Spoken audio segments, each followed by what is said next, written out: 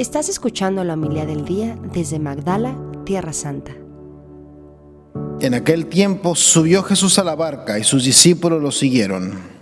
En eso se produjo una tempestad tan fuerte que la barca desaparecía entre las olas. Él dormía. Se le acercaron y lo despertaron gritándole: Señor, sálvanos que perecemos. Él les dice: ¿por qué tenéis miedo, hombres de poca fe? Se puso en pie, increpó a los vientos y al mar, y vino una gran calma. Los hombres se decían asombrados: ¿quién es este que hasta el viento y el mar lo obedecen? Palabra del Señor. Gloria a ti, Señor Jesús. Justamente hoy es el primer día que escuchamos al profeta Amós, a este profeta pues antiguo, segundo día, y es raro pues tomar alguna lectura de la liturgia. Es uno de los llamados 12 profetas menores que profetiza en el norte de Israel, en el reino del norte, en torno al siglo 7 a.C.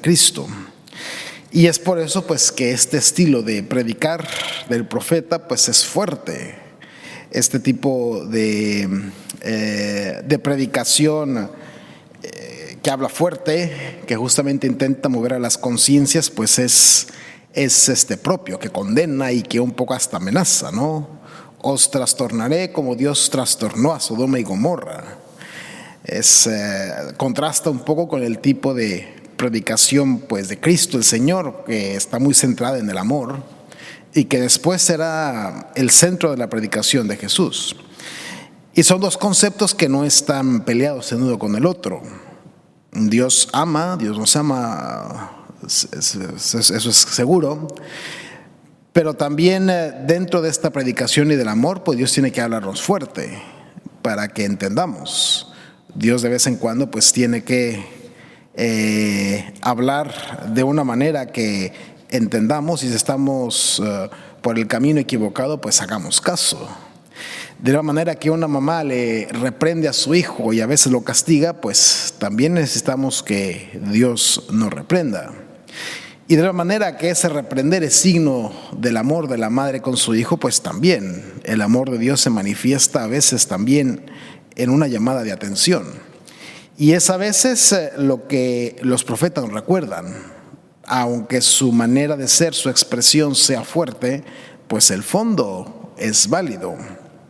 Y el profeta Amós pues lo hace justamente con esta llamada a la conversión al reino de Israel, ¿no?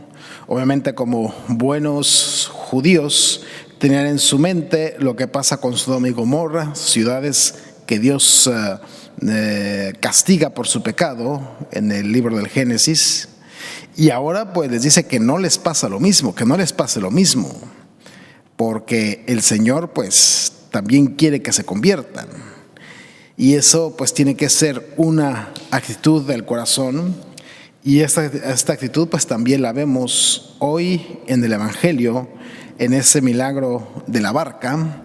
Justamente yo creo que este cuadro nos puede dar un buen contexto de la lectura de hoy, aunque el milagro que se representa en este fresco en este mosaico sea diverso, pues es el mismo contexto: el mar de Galilea, el mar que se desplaya enfrente de nosotros, pues donde el Señor se muestra como aquel capaz de dominar la tempestad, como aquel capaz de dominar la tormenta. Parte también del objetivo del evangelista pues es poner la figura de Jesús, que es capaz incluso de dominar los elementos terrestres. ¿Y quién es capaz de dominar los elementos terrestres sino solo Dios? Es una manera de decirnos también: aquel que ustedes ven, aquel hombre que ustedes ven de una manera limitada, pues también es Dios y tiene poder sobre todos los elementos. Y esta barca pues siempre también puede ser también la iglesia. Si ustedes se fijan, siempre en la iconografía cristiana, la barca es una de las maneras con la cual los pintores representan la forma de la iglesia en muchas pinturas. Entonces pues esta barca es la iglesia, que el Señor salva y que el Señor la lleva a buen puerto a pesar de las tormentas.